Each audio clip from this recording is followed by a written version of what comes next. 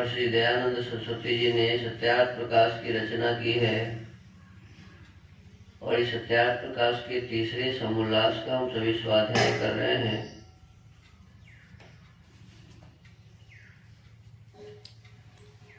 इसमें बताया गया है कि लक्षण प्रमाणाभ्याम वस्तु सिद्धि, लक्षण के प्रमाण से वस्तु की सिद्धि होती है। लक्षण क्या है? कहते जैसे पृथ्वी है, गंधवती पृथ्वी, पृथ्वी में क्या है? गंध है। क्या है पृथ्वी में? गंध है।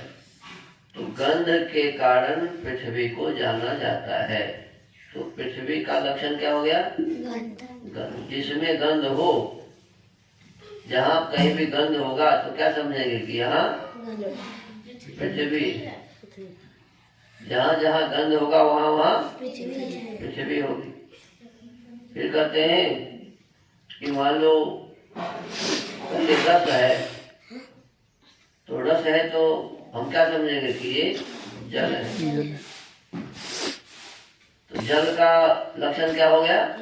रस। तो रस होगा उसमें। और ऐसे ही रूप जहाँ भी है तो हम क्या समझेंगे? तो अग्नि का लक्षण हो गया रूप। ऐसे ही स्पर्श है, तो स्पर्श किसका गुण है? वायु का गुण है। स्पर्श किसका गुण है? वायु का गुण है। तो स्पर्श लक्षण जहाँ जहाँ भी होगा तो हम क्या समझेंगे? ये वायु है। और ऐसे ही शब्द है, तो शब्द किसका लक्षण होता है? आकाश।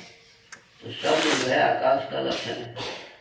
तो शब्द के जानने से आकाश का परिचय, स्पर्श के जानने से वायु का परिचय, रूप के जानने से अग्नि का परिचय, और रस के जानने से जल का परिचय, और गंध के जानने से पृथ्वी का परिचय। ये लक्षण के अनुसार हम वस्तु को जानने का जो प्रयास करते हैं वही है लक्षण प्रमाणाभ्याम वस्तु सिद्धि।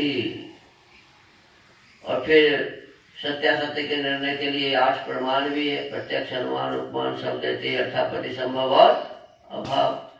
तो इनके माध्यम से हम सभी सत्य और असत्य का निर्णय करते हैं कि ये ठीक है और ये ठीक नहीं है।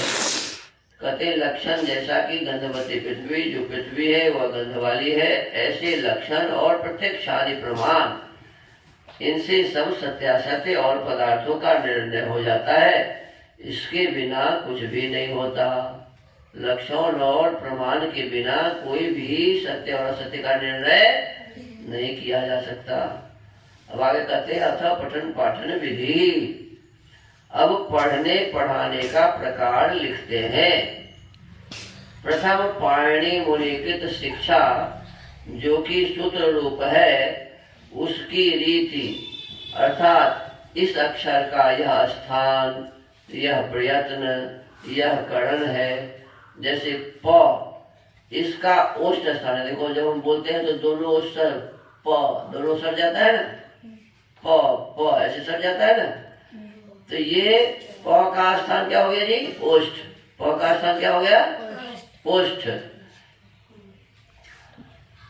तो कहते हैं प, इसका ओष्ठ स्थान स्पृष्ट प्रयत्न और प्राण तथा जीव की क्रिया करनी करण कहता है। इसी प्रकार यथा योग्य सब अक्षरों का उच्चारण माता पिता आचार्य सिखलावे।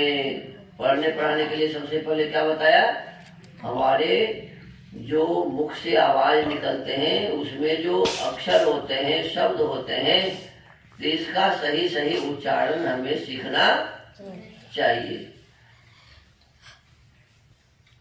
तो ये सबसे पहला काम होता है। और कहा कि माँ भी ये सिखाए, पिताजी भी सिखाए और गुरुजन भी सिखाए।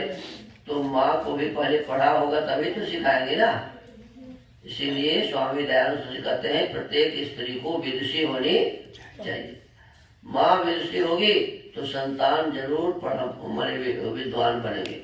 माँ विदुषी नहीं है तो संतान को ठीक से पढ़ाया नहीं जा सकता, देरी से पढ़ा सकता। तो इसीलिए पहले माँ को भी सिखाना चाहिए, पिता को भी सिखाना चाहिए और गुरुजनों को भी। पहला क्या अष्टाध्यायी जो है उसमें जो सबसे पहले अ ऊन री रे के ओ गई ओ छय वड़ट लण यम गण नम झवे गण दस जब गण दस ख फ छ ठ थ च ट तब कपड़े श ष स हल, ये जो है जिसे हम प्रत्याहार सूत्र कहते हैं, ये अक्षर ये है। और इसी पर पाणिनि जी ने एक पुस्तक लिखी है, उसका नाम है शिक्षा। क्या है जी? पाणिनीय शिक्षा। तो उसी में हमें अ आ आदि जो पढ़ते हैं ना, तो उसका कहाँ से किसका प्रयत्न है, कहाँ से किसका क्या स्थान है, इस सब का पता होता है। तो हमें विशेष रूप से पठन पाठन में सबसे पहले अक्षरों का ज्ञान करना चाहिए, यही शिक्षा है। और अक्षरों का बोलना, कहाँ से हम बोल रहे हैं, तो ये सभी बातें हमें जानकारी में होनी चाहिए। हर्ष क्या होता है, दीर्घ क्या होता है, प्लुत क्या होता है, अयोग क्या अयोगवाह क्या होता है, ये सभी जानकारी हमें होने चाहिए। कितने अक्षर हैं हमारे संस्कृत साहित्य में? कुल 63 अक्षर पढ़ाए जाते हैं। कितने पढ़ाए जाते हैं ये? 63। और उसमें 22 स्वर हैं और 33 व्यंजन है और 8 अयोगवाह है। तो इसको हमें ठीक से समझने की आवश्यकता है। तो प्रथम विधि यही बताया गया कि पाणिनि मुनिकृत शिक्षा को हमें ठीक से समझना चाहिए, शिक्षा सूत्र को हमें ठीक से जानना चाहिए। तो आज के सत्यार्थ प्रकाश के स्वाध्याय के क्रम को यही विराम देते हैं। ओम।